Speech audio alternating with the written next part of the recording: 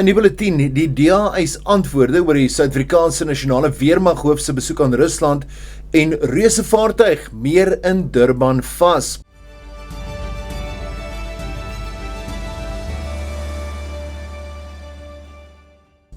Goeiedag, dis tyd vir Pretoria FM se visuele nuusbulletin in Afrikaans op hierdie 29ste Julie. Die DA eis antwoorde van die minister van Verdediging en Militêre Veterane, Angie Motshekga, oor die hoof van die Suid-Afrikaanse nasionale weermag, Luitenant-generaal Lawrence Mbata, se besoek aan Moskou, Rusland op 27 Julie. Volgens die SANW se eie verklaring is die besoek onderneem om bilaterale verdedigingssamewerking te versterk, noue samewerking tussen die Suid-Afrikaanse leer en die Russiese grondmagte te bevorder en samewerking ten opsigte van opleiding, leierskapsontwikkeling, professionele militêre onderrig en die uitruil van militêre kundigheid uit te brei. Die DA parlementslid en partywoordvoerder oor verdediging en militêre veterane Chris Hatting sê hulle weet nie wat daar plaasgevind het nie, hulle weet nie wie dit gemagtig het nie, wat die mandaat was of hoe groot die afvaardiging was nie.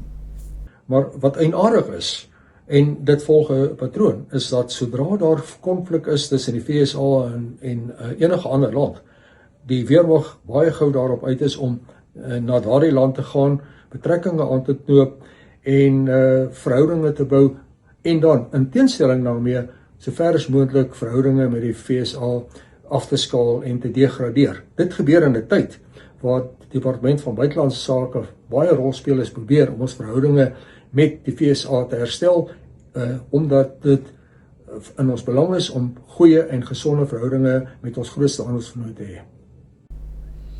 Die EFF het die konstitusionele hof op 'n dringende gronde genader om 'n uitspraak van die Wes-Kaapse Hooggeregshof tersyde te stel wat die parlementêre artikel 89 vervolgingsproses teen president Cyril Ramaphosa tydelik gestuit het. Die party voer aan dat die uitspraak onregmatig met die parlement se grondwetlike plig inmeng om die president tot verantwoording te roep. Suid-Afrika se toerismebedryf toon volgehoue groei nadat meer as 823.000 oornagbesoekers die land in Junie besoek het, 'n toename van byna 10% vergeleke met dieselfde tydperk verlede jaar. Volgens Statistiek Suid-Afrika het meer as 2,7 miljoen reisigers die grensposte gebruik, waarvan die meeste buitelanders was. 81% van die toeriste het van lande uit die Suider-Afrikaanse ontwikkelingsgemeenskapstreek gekom. Oorseese besoekers het net meer as 17% van die besoeke uitgemaak, met die VSA, die Verenigde Koninkryk en Australië wat die grootste bydrae gelewer het. 97,3% van toerisme het die land vir vakansie doeleindes besoek. Transnet se nasionale hawe-owerheid het daarin geslaag om die grootste vaartuig in meer as 10 jaar by Durban se Prins Edward Skeepshersteldok aan te bring. Die 228 meter lange Marshall-eilande geregistreerde ruolie tankskip Troy is suksesvol in die geskiedkundige dokke vasgemeer.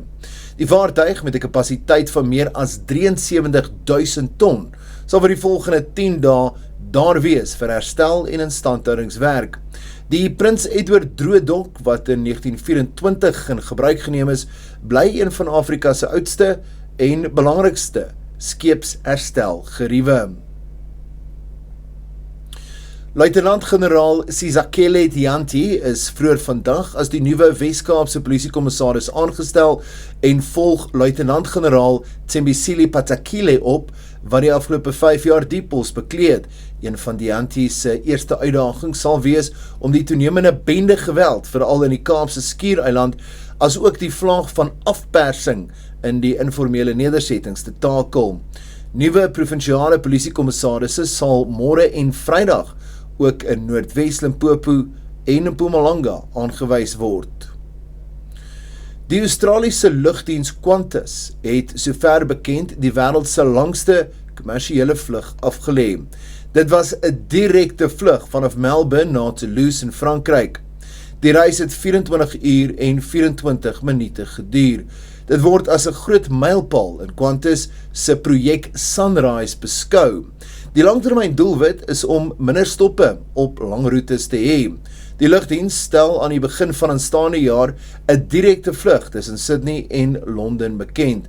Die vlug na Frankryk is die tweede meeste deur lugvaart-entoesiaste gevolg, naas die vlug in 2022 wat koningin Elizabeth II se kus vervoer het. Duisende mense in Frankryk en Spanje is gedwing om hul huise te verlaat weens reuse weggolfveldbrande wat deur hittegolwe en droogte aangevuur word. In Frankryk moes nagenoeg 4000 vakansiegangers naby Bordeaux ontruim word nadat kampeerterreine uit voorsorg gesluit is. Die land se grootste veldbrand sedert 1949 het reeds meer as 220.000 mense geraak en nagenoeg 240 huise vernietig. In Spanje moes meer as 60.000 mense vlug nadat brande ongeveer 77.000 hektar grond vernietig het. Wetenskaplikes het 'n nuwe dinosaurus spesies in Zimbabwe ontdek. Die fossiel van Musangu Matusa donaensis is in 2018 aan die oewer van die Karibameer in die noorde van Zimbabwe opgegrawe. Die spesies het nagenoeg 210 miljoen jaar gelede gedurende die laat Trias tydperk geleef en is die 5de dinosaurus spesies wat tot dusver in Zimbabwe gevind is. Navorsers sê die ontdekking wys dat Suider-Afrika destyds uit verskillende ekostelsels bestaan het, elk ook met sy eie dinosaurus spesies. Musangu, waarskynlik 'n plantvreter, was ongeveer 4,5 meter lank en het na raming 222 kg geweeg.